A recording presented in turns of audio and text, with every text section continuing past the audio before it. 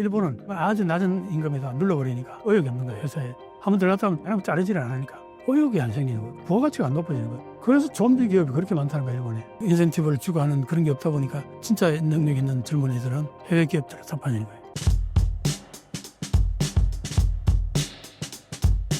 일본의 정치인들은 재난 대비를 어떻게 하고 있나요? 대비를 어떻게 할 수 있느냐 한번 생각해봐요. 후지산이 터져가지고 제가 3cm에서 10cm 쌓인데 그 어떻게 청소가 되겠냐고. 너무나 엄청나가지고 대비가 어떻게 되냐요. 그래서 대비가 가장 그래도 현실적인 게 미리 이전하는 것도 하나의 방법일 거 아니에요. 근데 그걸 안 한다는 거예요. 정치가들이. 대부분의 실권자들, 권력자들이 기반이 다 도쿄이기 때문에 안 움직이려고 한다는 거예요. 그리고 그 사람들이 지금 나이가 얼마인지 알아요? 대부분 60대 혹은 70대, 80대일 거야. 이 사람들이 내가 지금 삶이 얼마나 산다고 수도 옮겨가지고 뭐 영광 보겠다고 그럴 생각이 있을 거 아니에요. 안 움직이는 거다. 내가 보면은 일본에서는 지금 일본이 초고령 사회라고 얘기 많이 하는데 초고령 사회가 단순히 거기에 뭐 어떤 복지 문제라든가 노동력 문제라든가 이런 문제가 아니고 이 젊은 세대들을 완전히 내팽개쳐 놓고 노인 세대 자기들 누릴 거 다 누리고 옛날에 그 엄청나게 경제 포항일 때 그거 다 누렸죠. 그 다음에 이제 은퇴할 때쯤 돼가지고는 그 소위 말해서 국민연금이라든가 이런 거 챙길 거 다 챙기고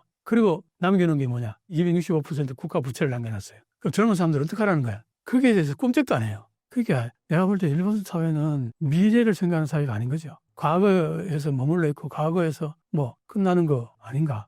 그래서 요즘 젊은 사람들 해외 탈출 많이 한다 그러대. 일본의 젊은 층 사이에 일본 사회에 대한 회의감이 크다고 하는데 정말 그런가요? 사회학자들 통계치를 내보잖아요. 젊은 사람들이 엄청 무기력해요. 그 어떤 의욕 같은 것도 없고 회사 같은 취직했잖아요. 회사 발전을 위해서 뭔가 애쓰고 노력하는 그런 열의 같은 거 전 세계에서 거의 꼴찌예요. 선진국에서 말할 것도 없고 거의 뭐 한 10, 20%대밖에 안 돼요. 다른 나라 같은 경우는 40%, 50% 베트남이라든가 이런 발전도상국 같은 데는 7, 80%예요. 그 회사에 대한 열이라든가 내가 발전을 위해서 노력하겠다. 그런 수치로 나타난단 말이에요. 일본은 거의 10%대 20%대요. 아예 회사에 대한 의욕이라든가 그런 게 없어요. 왜? 임금을 너무 적게 주니까 그거 올려주지도 않고 뭐 그러니까 그 노력하는 만큼 돌아오는 게 없으니 뭐 의욕이 없는 거죠. 근데 내가 그런 얘기를 자주 하잖아요. 일본에서는 실업률이 낮다. 일본이 늘 그걸 한국하고 비교할 때 과장을 하잖아요. 우리는 실업률 낮은데 일본은 실업률이 높아가지고 한국 젊은이들이 일본에 취직하러 온다. 일본이 좋으니까 오는 거 아니야, 한국보다. 그거는 수치에서 착각을 일으키는 거예요.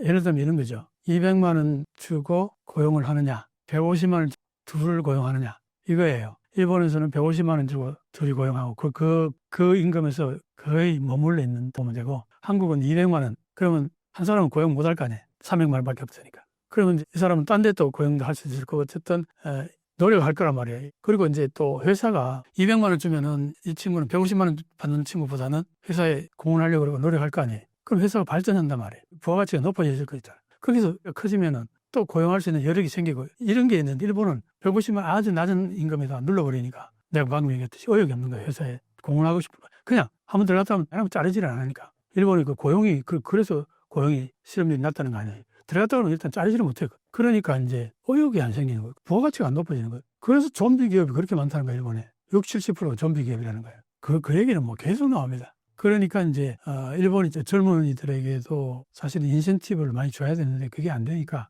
해외로 나가면은 2배, 3배 기본 봉급이 그렇고 호주 같은 데만 가도 뭐 4배씩 나올 수도 있고. 그러니까 일본에서 그렇게 낮은 임금 받고 미래도 보장이 안 되잖아요. 한번 보면 최근에 쌀값이 70%, 80% 올랐다 그러죠. 그 다음에 엔화 올라가지고 뭐 봉급이 그냥 20, 30% 까진 거나 마찬가지고 물가는 더 오르고 실질 임금은 떨어지고 그 다음에 공공요금은 전부 다 뛰었어요. 전부 민영화돼 있어가지고. 그러니까 낮은 봉급에 나가는 돈이 너무 많으니까 실질 내가 손에 쥐게 되는 봉급이 너무 적은 거야. 그러니까 이 사람들이 의욕이 있겠어요. 차라리 뭐 회사 그만두고 아르바이트 같은 거 하든가 아니면 해외 나가서 그냥 워킹 홀리데이 같은 거 하면서 돈 벌려고 그런 현상들이 지금 굉장히 많이 벌어지고 있다 이게. 일본의 낮은 임금 문제는 오랜 기간 제기되어 왔는데 왜 고치지 않는 걸까요? 그게 이제 처음 메커니즘이 이렇게 됐어요. 버블이 바꿔지게 되면서 회사들이 막 도산도 하고 했을 거 아니에요? 그때 많이 회사에서 잘려나갔을 거 아니에요?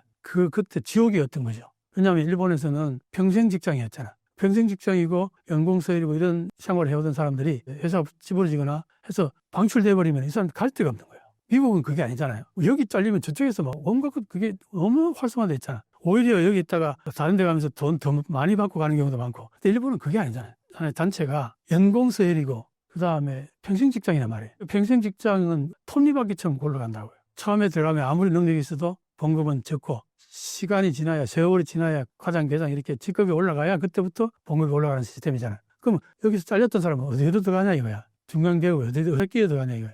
그런 게 잘 활성화 안 돼 있는 거예요, 일본 사회가. 그러다 보니까 그렇게 지옥이 옆에서 보인 거 아니에요. 그러다 보니까 회사에 남아있는 사람들은 자르지만 말아달라. 봉급은 안 올려줘도 좋으니까. 이게 은연중에 노사관계가 그렇게 형성이 돼버린 거예요. 그러니까 경영자 측 입장에서는 절대 봉급을 안 올려줘요. 한번 올렸다 내리기는 너무 힘드니까. 그러니까 딱 그 직급이 올라갈 때 그때만 올려주는 거예요. 그러니까 젊은 사람이 아무리 능력이 있어도 자기가 그걸 뭔가 성과를 올려도 아무 돌아오는 게 없어요.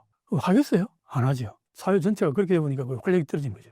어떤 일이라도 인센티브가 있어야 돼요. 자본주의에서는. 능력만큼 그게 돌아오는 게 있어야 더 하려고 그러고 더 노력하려고 그러고. 근데 그게 전혀 없다는 거예요. 그리고 또 하나 놀라운 거는 일본에서는 그 회사 직원들에 대한 교육을 전혀 안 시켜요. 거기에 다 돈을 투자 안 해요. 참 그게 보면 그래서 일본의 경영 자체가 거의 후퇴하게 되는 큰 요인이라 그러게. 왜 안 시키냐. 그게 다 인건비를 삭감하는 게 코스트를 줄이는 걸로 생각하는 거예요.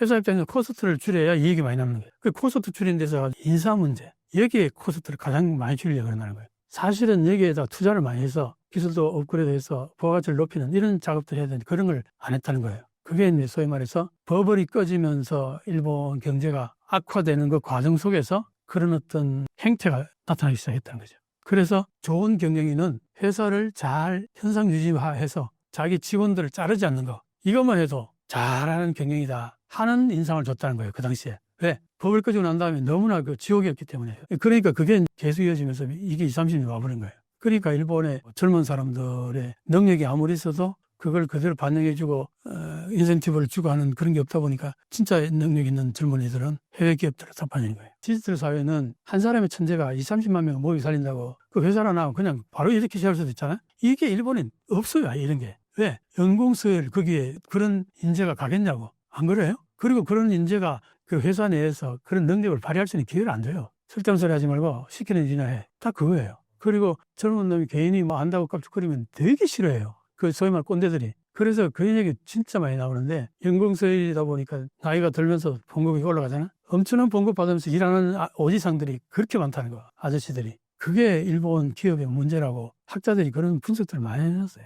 일 안 하는 오지상들 봉급은 엄청 받아가고 그런 사람들이 젊은이들의 그 아이디어 같은 것들을 사주겠네. 왜? 괜히 팀에는 보기 싫은 거야. 자기는 능력 없는데 자기보다 능력이 있어서 이러고 그러면은 자기 불안할 거 아니야. 이게 일본의 지금 현재 시스템이 말이 돼요? 여기서 무슨 발전이 있겠어요? 그래서 일본에서도 이제 그런 변화를 꾀하는 회사들도 꽤 많이 나와요. 연공서열 이게 문제가 있다. 그런 글들이 계속 나오고 있어요. 근데 그게 또 긍정적인 요인들이 있으니까 봐라. 고용이라든가 고용 안정이라든가 이런 긍정적인 요인이 있다는 것 때문에 일본은 그래서 일본 사회는 사회주의 국가라는 인상이 굉장히 강하다고 그랬잖아요. 이게 참 근데 일본은 사회주의 국가 같은 시스템을 가지고 있으면서 공공요금들은 예를 들어서 전기, 그 다음에 수도 뭐 이런 것들 전부 민영화해버린다. 수도과 전기료 이런 것들이 폭등하는 거야. 교통비는 어떻고? 교통비도 그것도 전부 민영화했잖아요. 지하철 같은 민영화. 그러니까 우리 지하철보다 좀 멀리 가면요 5배 정도는 비쌀 거예요.